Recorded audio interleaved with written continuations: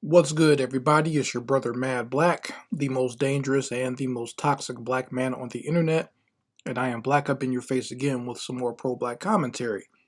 So I heard that over the Thanksgiving holiday weekend that there was some big-time holiday celebrating going on over in Tucson, Arizona.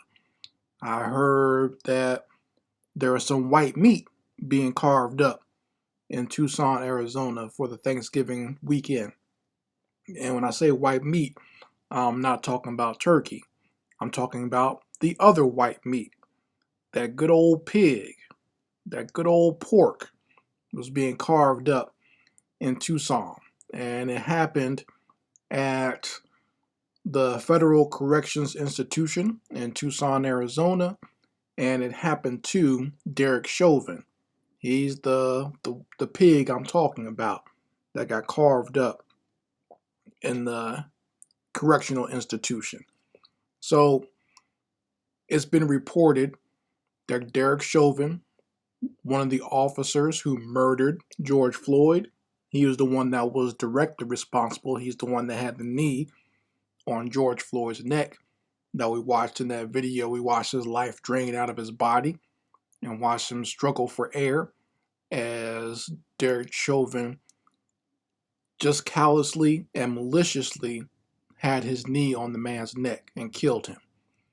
And we all know that Derek Chauvin was found guilty and he was charged with a murder and he was sent to prison and put into general population. So, I know his lawyers were trying real hard to get him out of general population because they know a police officer, no matter what he did or what he was accused of, is a prime target for inmates. And apparently that's exactly what happened over the holiday weekend. And, it's been real hazy in some of the reporting. Like, they've reported that he was stabbed by another inmate, but, I keep getting conflicting reports depending on where you read the information from, whether he was severely injured or not, or if he was in critical condition or not. But they said they had to take life-saving precautions to save his life or whatever, which is laughable. Laughable because he didn't take any type of life-saving measures to save George Floyd's life. He took devil efforts to end George Floyd's life. But, they said Derek Chauvin was stabbed and he was, rushed to the infirmary.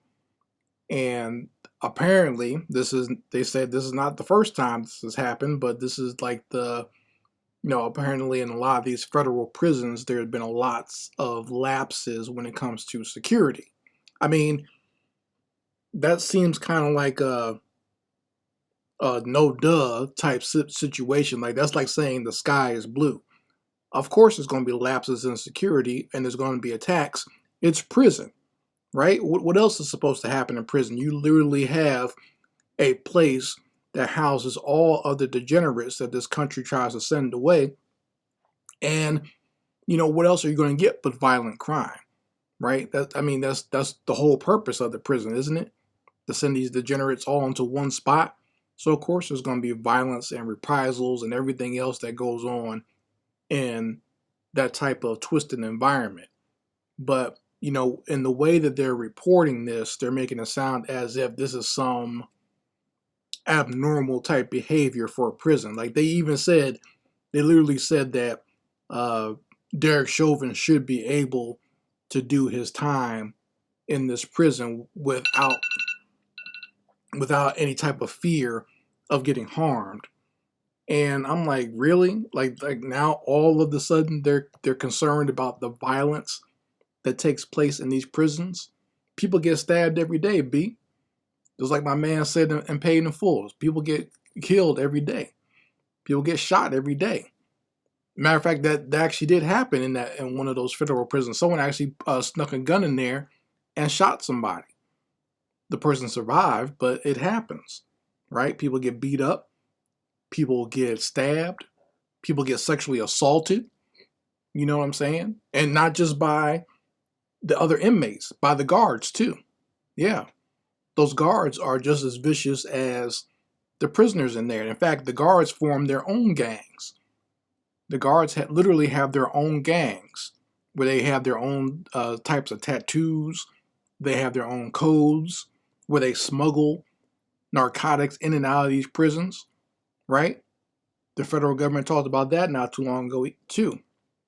So, all types of heinous things go on inside these prisons. So, I'm wondering why the news is reporting this story as if something odd happened to Derek Chauvin. I mean, just the fact that he's high profile is going to make him a target.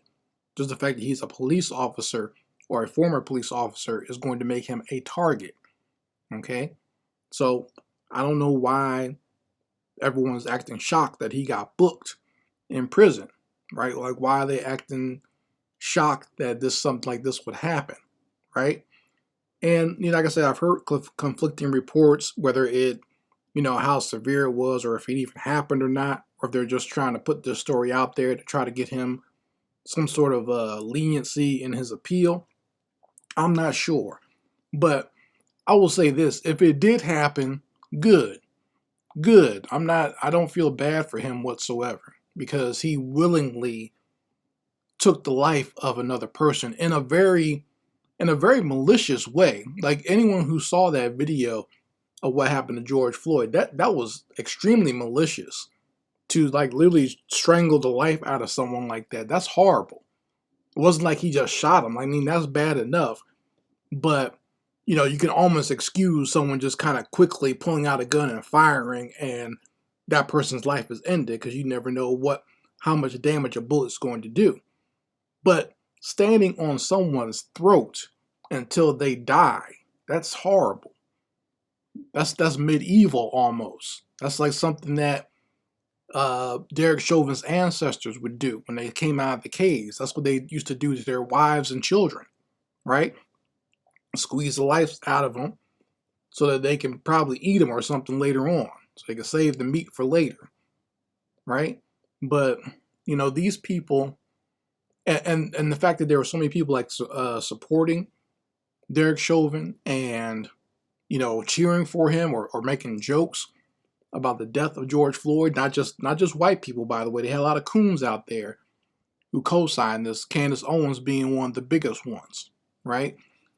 And what's the other buffoon's name? Brandon Tatum. He was out there co-signing the murder of this black man on camera when everyone saw what happened on camera.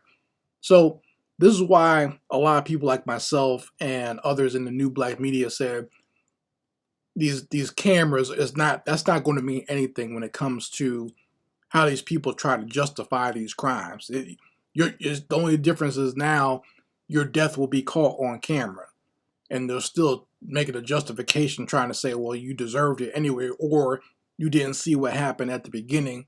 They didn't record that part of it or whatever, right? Don't think that these cameras are going to save you, because they're not. And it didn't save George Floyd. We watched him in real time die on camera. That's horrible. And it was very traumatic. That's why it caused such a stir and caused the riots that it did. Because that, like I said, it was right there on camera for everyone to see within that 10 minutes of him sitting there dying. I remember very vividly when that video first came out, sitting there watching it and being horrified, just as horrified as you were when you saw it. Okay? And I'm almost somewhat desensitized to a lot of the violence that's out there that happens to black people, but that was very shocking to see that, even with my own cynicism and desensitization to these types of crimes and reporting on these types of incidents. But if what happened to Chauvin, if that's true, I really don't feel bad for him. When you put your knee on someone's neck and they're pleading for air and pleading for their mother, and you keep on doing it and you're sitting there smiling, making jokes, like I said, I can't feel bad for these demons. When you do demonic things and that type of energy comes back to you, I mean, that's the way of the universe. That's the universe talking. I can't do anything about that. And I mean, if you're put in a place with a bunch of other degenerates, I don't see how I don't see how that's a weird thing. Like, they make it seem like jail or prison is like this nice heavenly place where everyone's just going to be sitting in their cell being quiet and not bothering anybody. The powers that be know good and damn well that's not how prisons work. Okay?